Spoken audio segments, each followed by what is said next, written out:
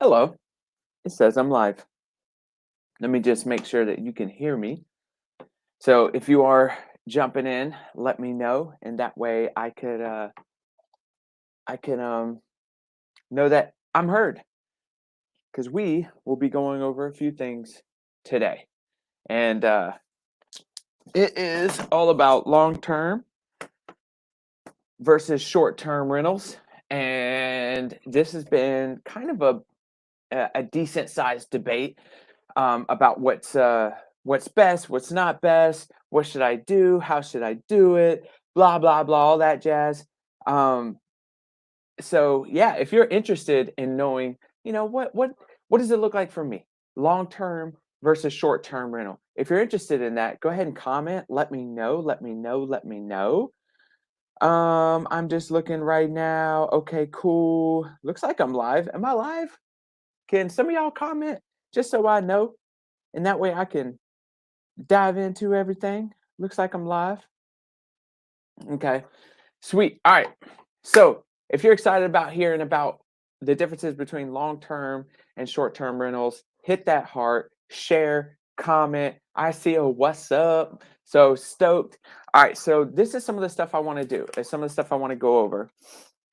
There will be a few numbers that I go over that might not fit your market. So just heads up. Number two, I'm not a financial advisor. So go get your own, all that stuff. I just got to stay away from all that craziness. But today we're going to be going over numbers and just see which one would fit best.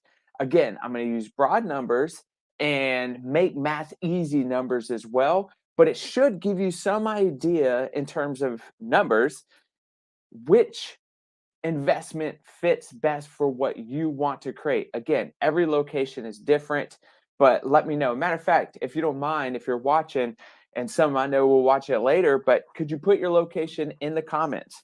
Where are you guys from? Right? Because obviously that's going to be huge too. All right, so what I want to do is pull this right here out. Woo. All right, here's a home. I hope you can see this. Nope, I knew it. So my black one ran out. So maybe I scrap this and maybe I just get a piece of paper. Maybe that's easier. Ow, I just pinched myself. Jeez Louise. Today's going by well. Today's going great. All right, so what if I use this? All right, say I find a home. Let's see, a home. There we go. Let's say I find a home that may be good for a real estate investment. All right, here's the first thing I need to know. All right, so I'm looking at it and say we're able to get this home for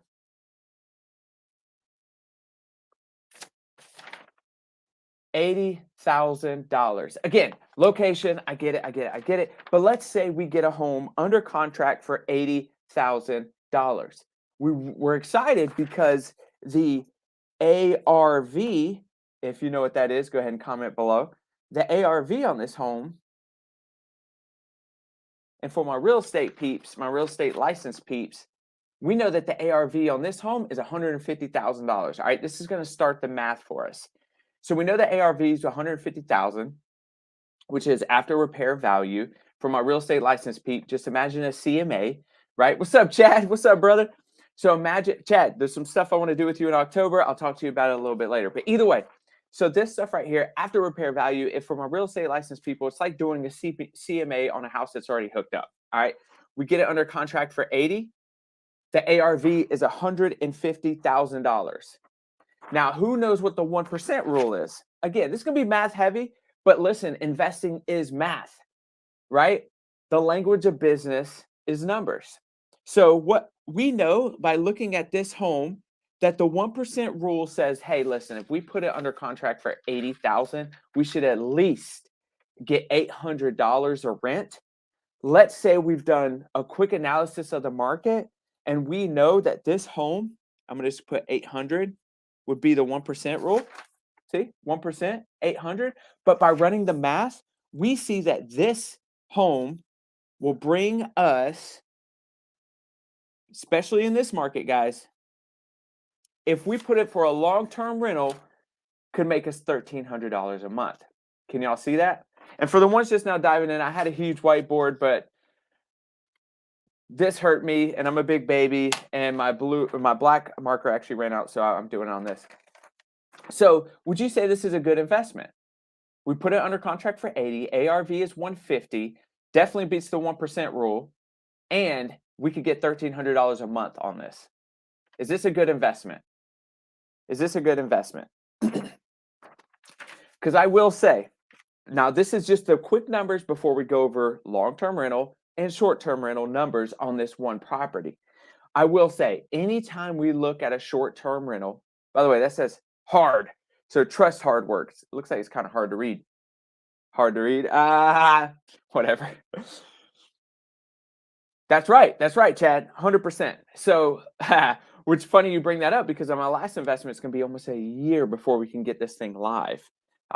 We had contractor issues. Anyways, all that's recorded on my YouTube channel if you want to watch it. So number one, before we even look at a short-term rental, which is an Airbnb, before we even look at one, we run numbers as if it's a long-term rental. Why? Why do we do that? Why, when we know we're going to go in as a short-term rental, we run it on long-term rental numbers, these numbers? And here's why. If municipalities say, you know what, we're sick of Airbnbs, we're going to fine you, or we don't want any more of them, or whatever, we could always ditch the short-term rental. Like, what's your exit strategy? And go long-term rental and be just fine, right? We could be just fine. So number one, we always run numbers on long-term rental, even if we're going to turn it into a short-term rental. Number two, so say, for example, we put it under contract for 80, we know it's going to need work to get it up to a 150 ARV, right? So say, let's say we talk to the contractor checks out the house and gives us a $30,000 quote. In order to bring it up to that 150 ARV, it's going to cost $30K. Number two, what I want you to do, once you get that, I want to say invoice every time, that estimate, negotiate. Take things off. Make sure to look at those prices and negotiate as much as you can. In real estate, this is what we do. We negotiate. So say we bring it down to 20,000. And by the way, if you're not on my YouTube channel, go subscribe. I go over in real time the estimates we get, the negotiations, the money we take. I do all that. But either way, let's say I'm going to put contractor, or I'm going to just put, I put contractor equals $20,000. So we negotiated 10,000 off, and now we got them down to 20. By the way, not just negotiating, we took some stuff off. Understand, when a contractor goes in, that's their one thing. They love this business. They want to make sure that everything comes out grade A. If you're doing a rental and not a flip, not everything in that unit needs to be grade A, because if you watch my YouTube videos, people destroy things, right? So maybe we don't want the best of everything. Make sure it's just functional, right?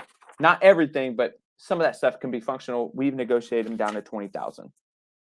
All right. So now if you look at this, we are in the deal basically $100,000, 80,000 under contract and 20,000 for the contractor. All right. Everything works out. We got $50,000 of equity. Is everyone following me so far? Any questions before I move to long term? Why does my paper got stretch marks? Can you see it? Anyways, so any questions so far before I move on? Because now I'm going to break down short-term rental numbers versus long-term rental numbers. Any questions so far? I'm about to do it. We got our original numbers on one property. Any questions so far? There's a lot of people moving into the short-term rental world. So I figured we had this conversation at Cash Flow Couples, which are married couples that are in real estate. And these numbers came up, and I said, man, this would be a great subject for anybody looking to get into the business of investing, buy and hold, short-term rentals or long-term rentals. No questions so far? Just say yes or no, so I know if I need to keep moving on, right? Yes or no? Yes or no? Any questions? That's very quick math. You could rewatch this later if you have an investment coming up, but that's huge, right? If you like what's going on, hit that heart So I know that you love what's going on. If you're not sure what a heart looks like, oh my Lord, it's that. Hit that over here and share it. All right, here we go. So here we go. We know short-term rental is Airbnbs or daily rates. Long-term rental is definitely going to be 12 months to 24 months now that we're seeing, right? And it's a fixed rate for the renter. Okay. So short-term rental, number one cost, not the number one, but here's number one. You're going to need approximately $10,000 to furnish it. Approximately. This is just really quick numbers. Now, some things people don't think about: furniture, beds, TVs, put all the stuff that you're going to have to keep, re-upping, like coffee and utensils that break and stuff like that. And if you got a theme, you might be looking at even more money you're going to have to put into this property. Now, for some of you short-term rentals are hearing 10K and being like, heck no, we do more. But I'm just doing quick math. So number one, think about this cost if you're going to go to a short-term rental to furnish it. Number two, and not saying that this has to be you, but say you're an out-of-town investor or an in-town investor, but you don't really want to hook up that. Listen, there's a lot of headache of doing a short-term rental, of ordering things, getting the wrong things. The things you got were broken, right? Making sure you're meeting the people who are going to drop off the furnishing, putting up everything, installing everything, making sure that the furniture is built right. Like all of that, you can leverage that out to somebody who goes into those units and does that. My wife does that. So let's say you do hire that person. I'm just going to put AVL for a Vintage Life, but this is estimate. There's other people who are out here doing that. A Vintage Life is my wife's business. $3,000 estimate. Could be more, could be less, depending on how much you need. So let's say you don't want to do all the furnishing. Now tack on another $3,000. Maybe you do, and you don't care to. You enjoy dealing with all that mess. I've had one investor friend, great dude. He was like, I will never do that again. And he lives in our area. He's like, screw that. That took too much time, too much work. So, anyways, you could leverage that out. So think about that. 3K. All right. Now, what about this? Say that you don't want to deal with managing the actual property. Maybe you want it to be a true cash flow. Maybe you want it to be true passive income, right? And you do love the benefits of bringing on a manager in terms of communication, in terms of getting people out there, in terms of keeping the yard cut, in terms. Also write-off, right? Their fee is a write-off. But most management companies, once they go into there, you have to pay an upfront fee. And that upfront fee is they're gonna put in Ring doorbells, Nest for the HVAC, different units in there that measure carbon dioxide, depending on how many people are in there, noise stuff, like a whole bunch of labels, a whole bunch. So now you're looking at about, at least what we have found for two management companies, this has been the going rate, $2,000 for a startup fee for a management company. All right. So we're already in $15,000 before going live. Let's keep going. So what about hookup fees? What about, PWC, electric, cable, etc.? Just depending on what that stuff is, you're going to have to look at that. So I'm just going to put PWC. I should have just put electric, water. I'm going to put cable. Now, it's a little messed up, but whatever. $100 for PWC, electric, water, cable, etc. So tack on another $100 because we're going to have to hook up all that stuff, right? And there are hookup fees. Okay. Now, remember, you brought in that contractor to hook it up and make sure it's up to par for a short-term rental. And as we know, like we already said, we know that number because we negotiated from 30 to 20. That's $20,000. Any questions? This is short-term rental stuff. So before you go live, you are looking at, and put before live. before you go live, you are looking at $35,100 on the short-term rental side on this type of property. What questions? What questions? I'm not done with the math, but what questions? Oh, cool. Thank you. Well, we're about to do long-term rental because right now I want to go over cost. Then I'm going to go over cash flow. And I think you'll be surprised at the different numbers. All right. So thank you. Does anybody have any questions so far?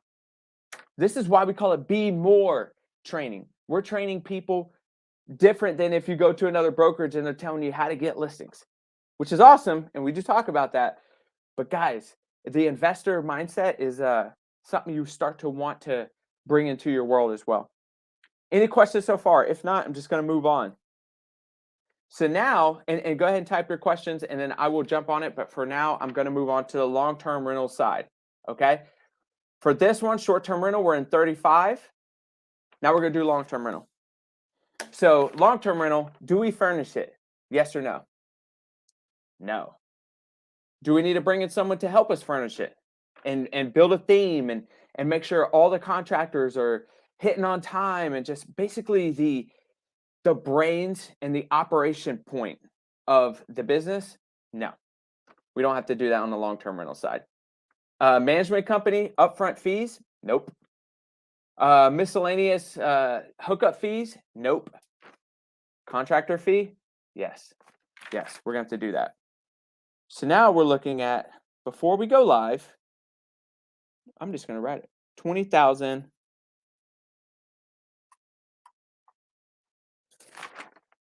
There's your cost for the long-term rental side, 20,000 before live. All right, and here's the deal. Who's going to be responsible for furnishing it on the long-term rental side? Who's going to be responsible for hooking up the PWC, the electric, the cable, all of that, right? That's the renter. You don't have to worry about that, right? This is before live, 20,000, okay? Which is a difference of, oh, I forgot the 100. That's okay. Y'all get it.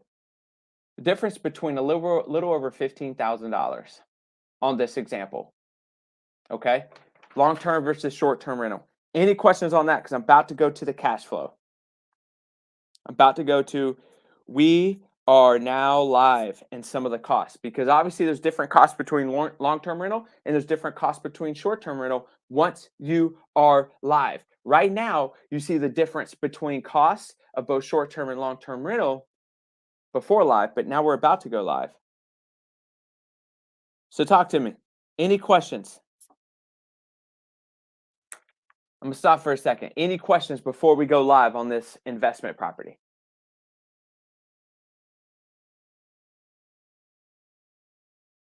What have you learned so far?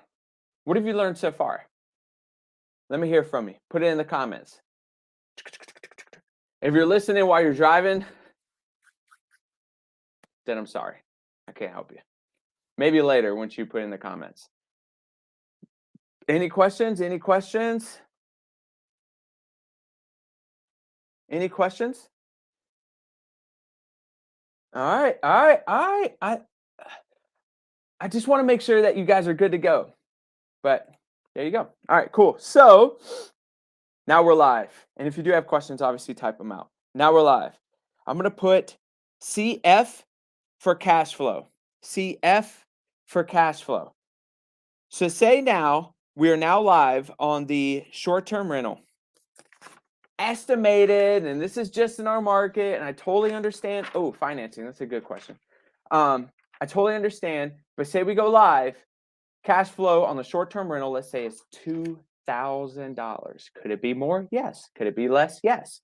But I'm just running kind of an estimate average, at least that we have seen in this market for home 80,000 and all the other numbers that we broke down.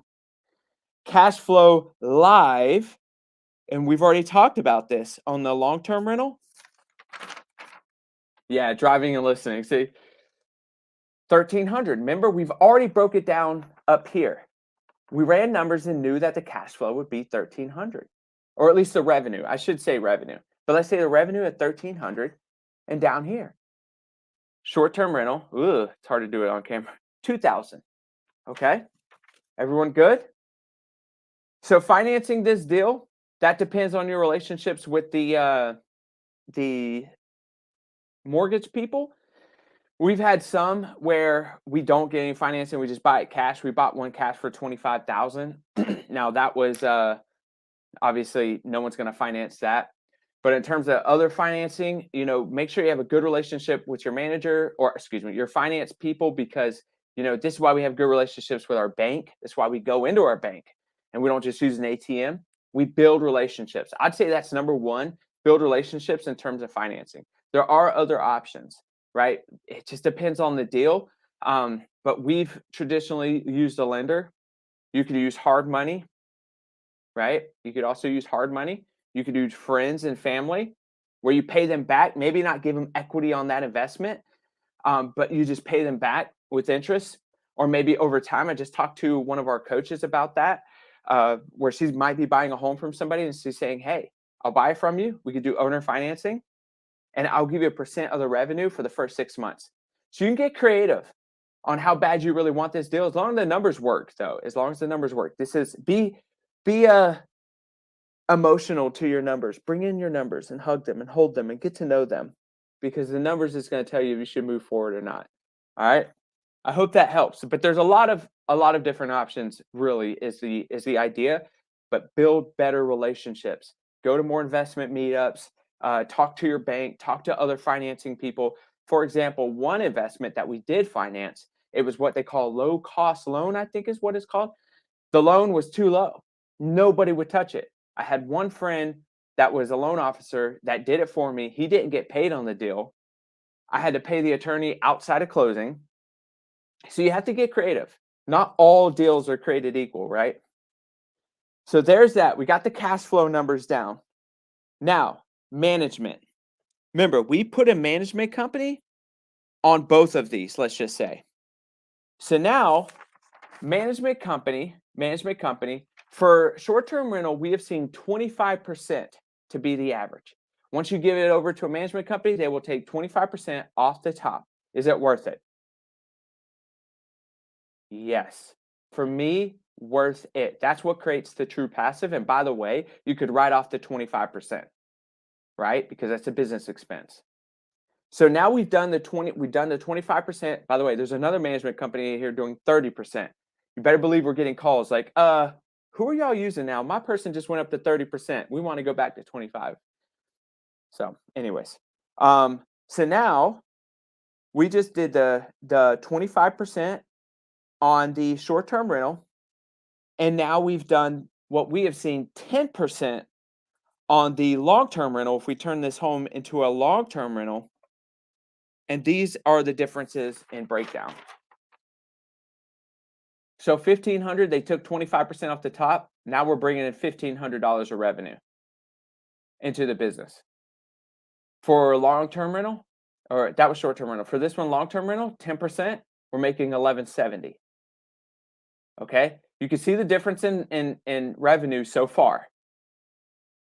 All right, cool.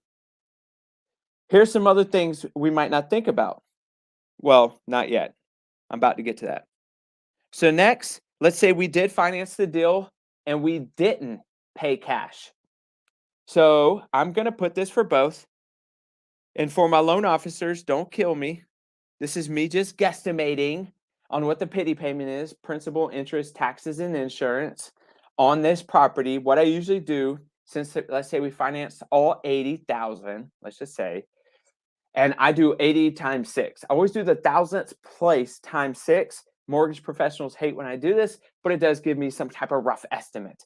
I know it will go up or down, but let's just say mortgage, $500. Mortgage, $500 on both sides. So now we have to take out the $500. So on this side, on the long-term rental side, we're done. We're done. The cash flow or the revenue that came in, $1,300. We subtract the management management fee, which puts us at $1,170. We subtract the $500 mortgage, and that leaves us at $670. That leaves us at $670. Now, I understand this isn't including taxes or CapEx, where you're putting your capital expenditures and like saving up and all that in your extra accounts. I get it. But we are just running pure examples right now, and each deal is created different, right? So let's just say on this one, we're now at 670. We're at $670 on the long-term rental side. Are y'all interested on hearing what the other costs are on running a short-term rental? All right, let's go. Here's some other costs. What about electric? You're going to have to be paying electric. That's not the cost on the renters, the daily rate Airbnb peeps, right? That is your cost to pay what they use in electric. So let's just use, for example, electric of $200. And these are monthly figures, guys. Let's also do water. And I ran this one a little low, but let's say $100. Of course, it's going to be higher. It's probably going to be much higher. But let's just say $100. Propane. We have units that are on propane. Let's say that's $30 a month.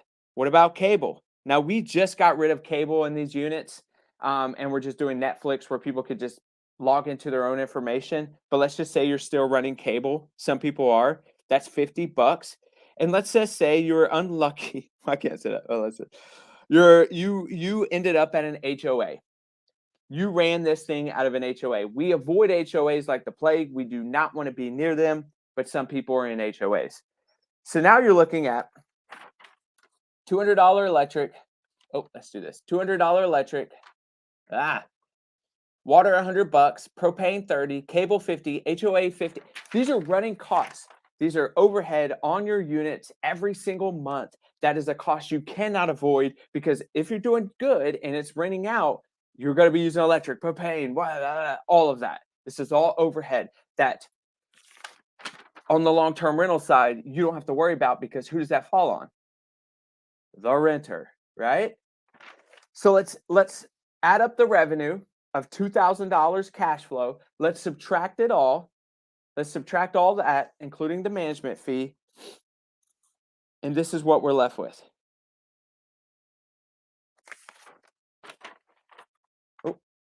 $570. Now, if you're not in an HOA, add 50.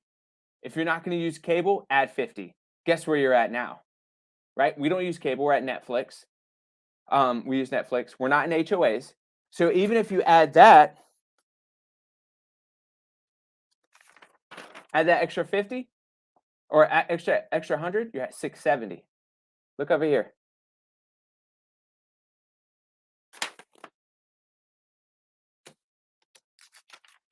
What did you guys just see? Talk to me about what you just saw. Questions, concerns, comments. I'm going to talk about some of the wins and some of the stuff that you could do just looking at these numbers. I'm going to go ahead and do the thumbnail. Now watch. That'll be my thumbnail on YouTube. But yeah. What questions do you guys got on this? So as you see, at least from the example, we're almost hitting the same number before taxes, before CapEx, before blah, blah, before all of that. We're almost hitting the same number. Now, here's the differences. On this quick example, yes, looks like we're hitting around the same number. This is something I want you guys to take into effect, right? Everything works out at 150 ARV. We have $50,000 to $70,000 of equity. We could use that to pay off that initial investment, couldn't we? We can refi after, let's say, 3 months and get our money back, essentially putting you in an Airbnb essentially for free, plus making more money with the equity that you have in it. Okay, there's an option. That's pretty cool. Obviously, you're going to have the same thing on the long-term rental side. You can keep the mortgage low and never do refi. or do refi, use that money to go get your next investment, right? We've all heard of this, called the BRRRR strategy, BRRRR, right? The BRRRR strategy. Here's something else that's pretty interesting. You could run this play or run this play, and the difference being $15,000. So you got to look at that, and you got to say, hey man, do I want to run $15,000 extra for a short-term rental? Here's the benefits of doing that. The short-term rental will always be aligned with the market. Listen to me. Listen to me while I say this. The short-term rental will always be aligned with the market. It's a daily rate. It runs daily numbers against hotels, events, other stuff that you have going on in your market. It will adjust every day. So you can capture the market as it goes up on a daily timeline. That's huge. That's why this number could be much bigger during some months, because it's daily rate running daily market evaluations. That is interesting. That is cool. I'm a nerd. Okay? So if I get excited over it, that's why. Long-term rental.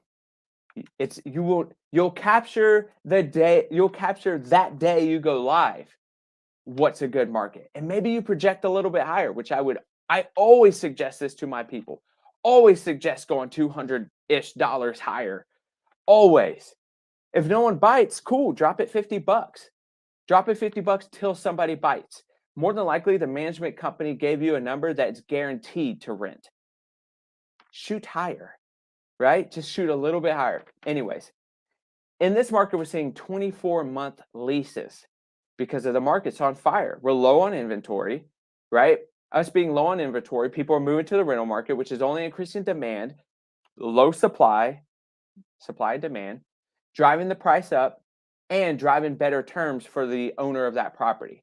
And so they're saying, hey, instead of 12 months, baby, I'm going to need 24-month commitment from you, right? And they're doing it. Here's what I see the challenge to be.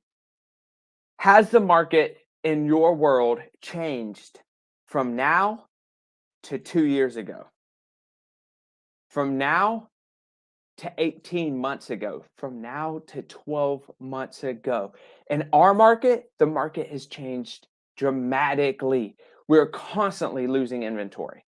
So you got to ask yourself, if I would have done this 2 years ago, would I be losing out on money? Because you can't change the contract 6 months in and be like, hey, the market's changing. I got to tack on an extra $200. That's not how it works. You've done a contract for 12 months. So you're locking that rate in. For the renter, $1,300 might look high today, but where will it be in 2 years, in 1 year? Inflation's at 7.5%.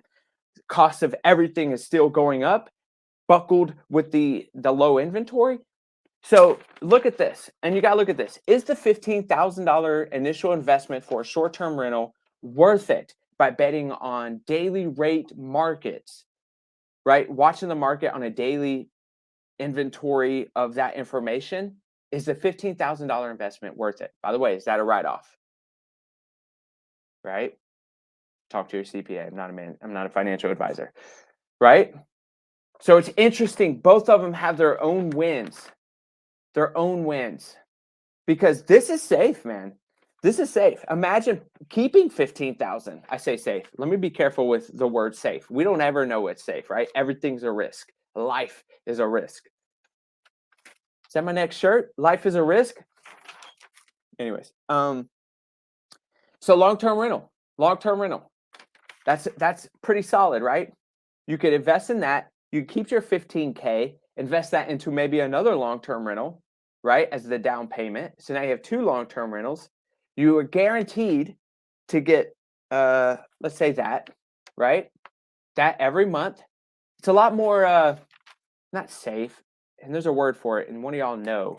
And y'all are just like, ha, ha, ha, I won't tell him. What is it? It's not safe. Whatever. It's another word for safe, because it's almost guaranteed and you're locked into making that much 12 months. For example, one of our Airbnbs lost money last month. No, January lost money, which brought down our overall income, right? So you got to look at that. Secure. And I can't see your name. It won't let me see your name on this program. So if you could just tell me your name. Secure. This is a lot more secure, right? This way. And oh, by the way, if you just want to know, full transparency, our next real estate investment is not going to be a short-term rental. Our next it's going to more than likely be a long-term rental. 80%, 90% sure of that.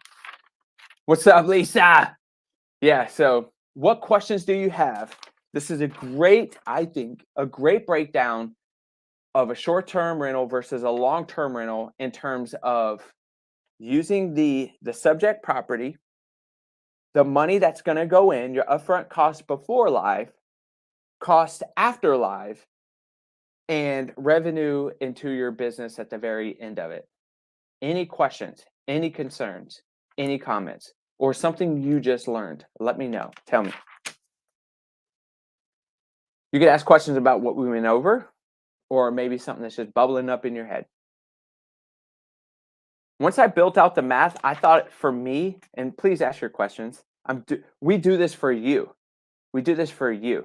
Okay. I want you to walk away like, I'm glad I got that question answered. I want you to walk away a lot more educated when you go to your next investor meetup. I thought this was interesting though when we broke it down. I will say if we invest into another short-term rental, it's probably not going to be in this market. It's became too saturated. Bob, what's up, brother? I got a question to ask you. I meant to text you this morning. I probably didn't send out the text. Do you think short-term rentals is over? Mr. Sleeves, by the way, anybody looking for any off-market deals, please message Bob Sleeves, who just commented. He's an amazing guy. Not only an amazing wholesaler, he's amazing at giving back. He's got a meetup where he gives back to other potential wholesalers, to proven wholesalers. Great dude. But yeah, I think when we first moved into this market years ago, everyone thought we were nuts. Nobody's going to come to Fayetteville. Nobody's going to do short-term rentals. Who's going to come and hang out? But we took the risk. And I will say, I'm doing another video on just pure disruption and how that's fast-forwarded our success. But that was one of them. Well, over time, it's been forefront with conversation, forefront with meetups, forefront with podcasts, forefront with a lot. Very much blasted on Bigger Pockets, which has brought a ton of outside investors.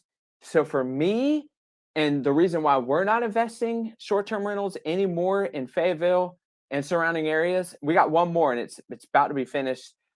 Geez Louise, this one took forever. If you want to watch that crazy story, go to my YouTube, but this would be the last one. If you haven't noticed, we've gotten into another disruption of renting out buying an RV and renting out an RV. And just watch, fast forward a few more years, people are going to jump on that. I think we do a good job of finding out where the market is looking before I'm going to just say it's scared to jump in. Right. So yeah, our next one will be more of an equity play versus a cash flow play, which hell, looks like we're almost meeting around the same areas. And of course, the subject property was very broad, right? Each deal is a little bit different. Great question, Bob. Who else has a question? Let me see if anyone texts me.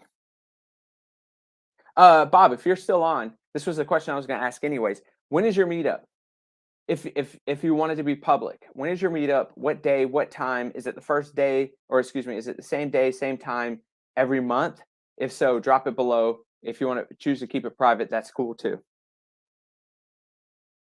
All right. If you want to learn, guys, I document everything on my YouTube channel on the short-term rentals that we invest in. I show the headaches. I show the contractor problems. I show the how we get stuff for free, right? What's our cash flow? I break down all the numbers in there. If you really want to watch from begin to end the process, go to my YouTube channel. We've done 2 properties so far. Just watch it, learn. We are the real HGTV. It is not freaking magic. It is a lot of headache. It's a great reward, but there's a lot of stuff that gets put into it. All right, Saturday at 10:30 at RJ's office. Guess what they used to call me growing up? Cool. Any questions? Any questions? Any questions? Any other questions? Or tell me something you learned. What did you learn? Hit that heart if you're scared to ask any questions. At least show a little bit of love. Any questions? Any questions? Any questions? It could be personal on our own investments. What questions do you guys got? Trust, hard work. What questions you guys got? This is for you. I did this for you. Oh, by the way, great investment. Oh, there's a link. Thanks, Bob. Oh, Eva. So, Eva asked, hey, how do you find a good contractor? For anybody who's here listening right now, if you could, what have you done to find a good contractor? Let me know. Put it in the comments, because what I say may be different from how you found great contractors, okay? With the freaking face, right? It could be a headache. Listen, I just lost a good friendship over false promises, lies, and blah, blah, blah in the contracting world. So I will say, I'll start off by saying this. And by the way, if you guys, again, how did you find them? Put them in the comments. I will say this. Just as much as, you know, someone told me this one time, and I repeat it a lot, and I think it's 100% true, which is people, if you're writing notes, write this one down. People are the greatest asset we can have in our business, but they also are the most volatile. So as you look at contractors, they will be one of the biggest assets you have, because they're the ones who are able to price out those investment properties. They're able to see things that we couldn't see in that investment property. Now, the best way we have found to find the contractors that we have is two ways. Number one, go to investor meetups and investor platforms like Bigger Pockets and ask. Most you will find. I got a text this morning, actually, Bob, from another wholesaler. Great dude. And he asked me, he was like, and I'm about to tell you, he said, hey, I know most don't want to tell the world their contractor, but who's your contractor? I'm about to do my his own first personal buy and hold. I gave him my contractor because he's a great dude. He's such a good dude. But when you go to these investor meetups, you will find that some people are very hesitant at telling you their contractor, because they don't want that contractor to get too busy to where they can't help them out. All right. But you run into the guy or the gal with the abundant mindset, they're going to share just as much as I shared this morning. So go to those investor meetups. That's literally where we found our contractors. The ones that we've used is at investor meetups. Where you do run into the great person who wants to pour into you or just tell you who their contractor is, and they'll tell you. And it's been great. Okay. I will say the best contractor we had did get too busy where we had to bring in somebody else. Here's the second part to where we find other people, our database. So we aren't afraid to ask our social media, and we're not afraid to ask our people who know us, love us, trust us within our database, hey, who would you recommend as a contractor? Hashtag ask Facebook, hashtag ask IG, right? Or whatever other platform. Ask those, and then make a sheet of those contractors. Give them a 2 strikes rule. Maybe you reach out to them first day, they don't reach back out, strike 1. Reach out to them day 2, they don't reach back, strike 2, they're out. Delete them off the page. But build your own from investor meetups and from your own database and social media. I hope that helped. Great question, though, man. That is a challenge. That is a challenge. I see agents who've been in the business for 4,000 years still ask on Facebook, who's a good contractor? That's a challenge. What else, guys? What else? What other questions? What did you take out of this? What did you learn from these numbers? What did you take out of this? I apologize if you could hear me drinking so loudly from this. I know that might have been a little weird. What questions? What questions do you have? Be more training. Rewatch this. Listen to it. Look at the numbers. Run your own numbers. Any questions on ARV, the 1% rule? Why we run 1% rules on our short-term rentals? Any questions? Locations. What locations to invest in? Any other questions, guys? I'm pretending this is a classroom where I stare at you awkwardly until more questions show up. What you guys got? Any ahas, things you guys took out? I'll go ahead and copy that. Bob, I might show up to that event. Any questions? Here we go. Great info. We're going to be starting on investor meetups here in Columbus, and this stuff well, here's the deal. We have, because you're part of our world, right? We have the blueprint to Pints and Properties. So go to pintsandproperties.com and it will say in there how to get it started. How to get it started. They're literally running all over the nation right now. Great, freaking great place to bring your potential clients, your future potential clients, meet new investors. You talking about you really want to deliver value, right? While you deliver value, you get so much more. You already know this. You're a rock star. Oh, okay. Woo, woo, woo. I love it.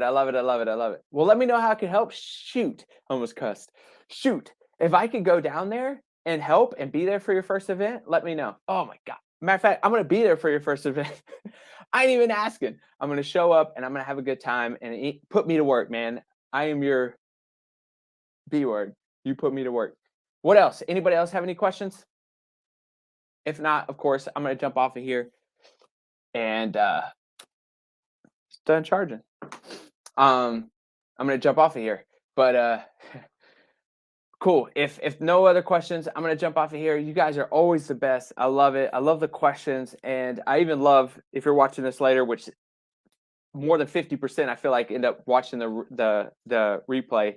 All good. Leave the comments like you always do. Leave the questions like you always do.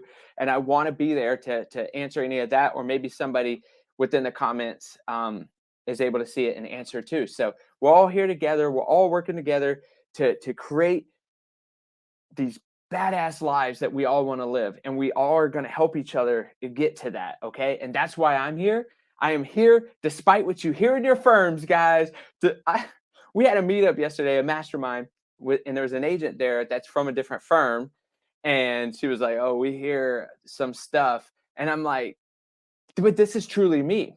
They're trying to ruin my character, but this is truly me. I am here to help you guys, no matter the firm, no matter what location, no matter what, to live a badass life. And we're all going to do it together, because it's not just me, it's everybody else that we work with. We're all here to help. All right, take what you can out of this video. Let me know if you have any questions later. I'm going to jump on out of here, but I'm always here. Adios.